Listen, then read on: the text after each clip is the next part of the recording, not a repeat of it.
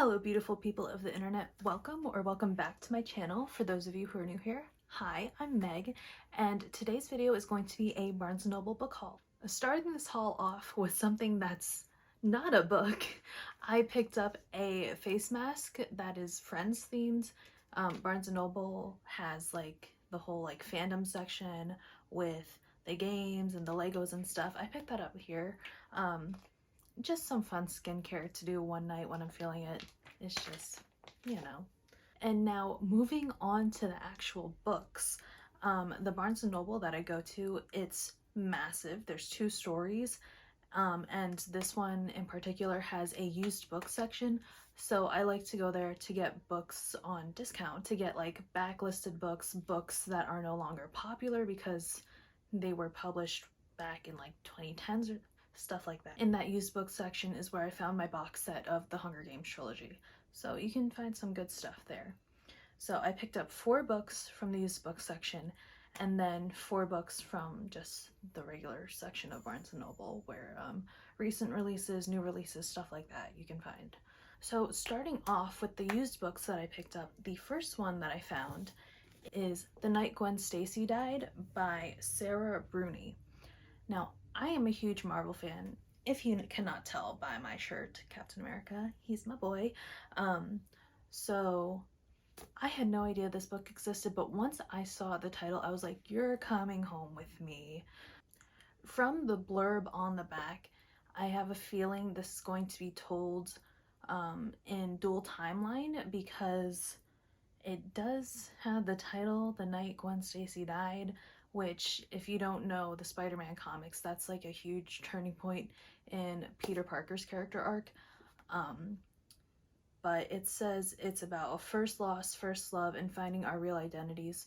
So I think it's gonna go into how the relationship with Gwen Stacy changed Peter Parker. So I'm very excited to read about that. Other than my own knowledge about Spider-Man and Gwen Stacy and all of that, I really don't know much about this book, but I have a feeling it's going to be an emotional roller coaster. The second book that I picked up from the used book section is There Still Sex in the City by Candace Bushnell. Now, if you don't know who Candace Bushnell is, she is the author of the newspaper column that Sex in the City, the TV series, was based off of. And her entire column was about life and dating in your 20s and 30s that was based around her and her friends' relationships. So Is There Still Sex in the City is all about life and dating when you're in your like 40s and 50s, when you're no longer considered young, so to say. You're in your I keep wanting to say midlife crisis, but I know that's not it. Middle-aged, when you it's about life and dating when you're middle-aged, that's it. So I have actually not read any of Candace Bushnell's books before, although I have many of them.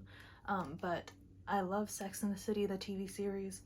I watched And Just Like That, and while there were some aspects of it that I liked, there are also some that I didn't like, but I'm very excited to be reading this at some point. The next book that I picked up from the used book section is Tiny Pretty Things. I know you can't tell by the cover, but there it is. And all I know about this is that it takes place at a dance academy, which I really vibe with because I danced for 9 years. So any stories that have to do with dance, the dance community, you know, I really gravitate towards because it was a huge part of my life for so long. I was not a competition dancer though, I was just a rec dancer, but I loved it. I also know that this was turned into a Netflix series, which is on my list, but I've yet to watch it because I'm one of those people who needs to read the book before watching the series. So I will be reading this very soon. I wish there was the book jacket with it, but it's okay. It would look really cute, just like outs like that. The final used book that I picked up is The Fountains of Silence by Rita Sepetys. I was surprised to find this book in particular, plus this book as a hardback in the used book section, but I'm very happy I found it. All I know about this is that it takes place during the Spanish Civil War. That is all I want to know about it, because I heard you really should go into Rita Sepetys not knowing much, and that it's gonna like tug at your heartstrings. I feel like this might be the large print version, because look at this baby. It's as big as my head. I've heard nothing but good things about The Fountains of Silence and Rita Sepetys' writing in general, so very happy to have picked this up. So that is it for all the used books. Now moving on to the recent releases, new releases that I've picked up. The first recent release that I picked up is Funny You Should Ask by Alyssa Sussman. I found out about this book on TikTok because apparently the plot was based off of that one Chris Evans interview where he compliments the interviewer's white boots. Yeah, you know the interview where he goes like, I would die if Chris Evans looked over me like that. Whew. But anyway, this is told in not dual perspective. Hang on, it's coming to me. This is told in dual timeline between the main character Chani Horowitz and the celebrity that she got to interview. What was his name? Gabe Parker, who I guess is the Chris Evans character in this plot.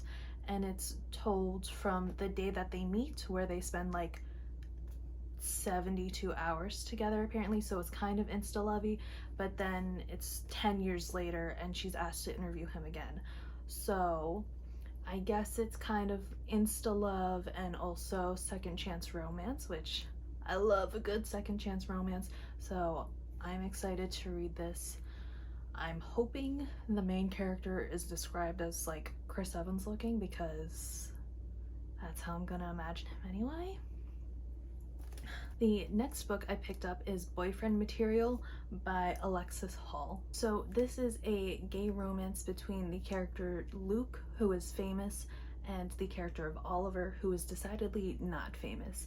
And I guess they start fake dating because Luke needs to improve his public image. That's all I really know.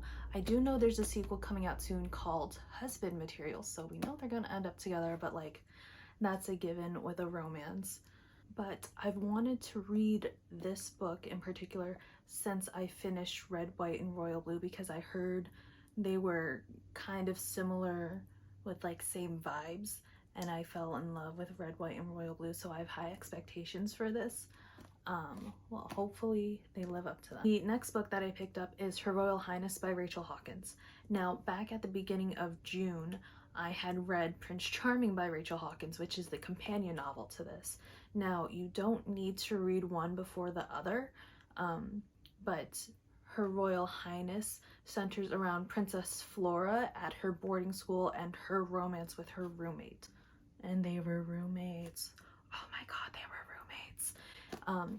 But I completely fell in love with Rachel Hawkins' writing when I read Prince Charming. She made me laugh out loud so many times, and I finished that book within a couple of hours because it was pretty short. That was the one qualm I had with Prince Charming. I wanted it to be like 100 pages longer, but ever since finishing that, I knew I need to get my hands onto Her Royal Highness as soon as possible. And I was very close to not finding this at Barnes & Noble because this was the last one they had in stock, and it wasn't like on the shelves facing outwards like this, it was like this. And because it was the last book, I was like, where is it? I was searching so hard on the shelves to find it.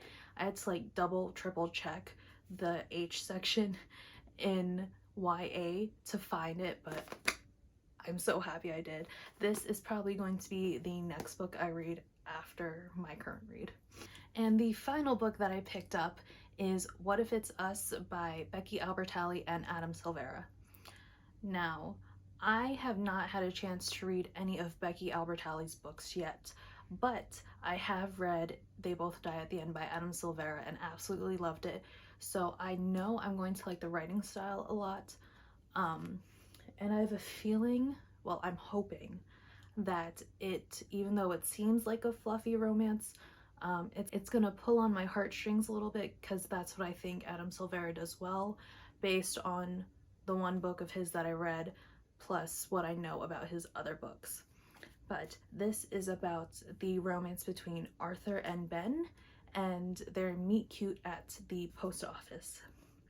And last but not least, really quickly, from the newsstand section, I picked up 2 Harry Styles magazines because I am a Harry stan and I love him so much. I have loved him since 2011 when I first heard What Makes You Beautiful and watched that music video. I've been in love with him ever since then. But other than that, that is it for this book haul. I hope you enjoyed it. If you've read any of the books that I hauled here, let me know what you thought of them down below. And if you want to see more of me, make sure to hit that subscribe button and ring the bell, and I will see you in my next video. Bye!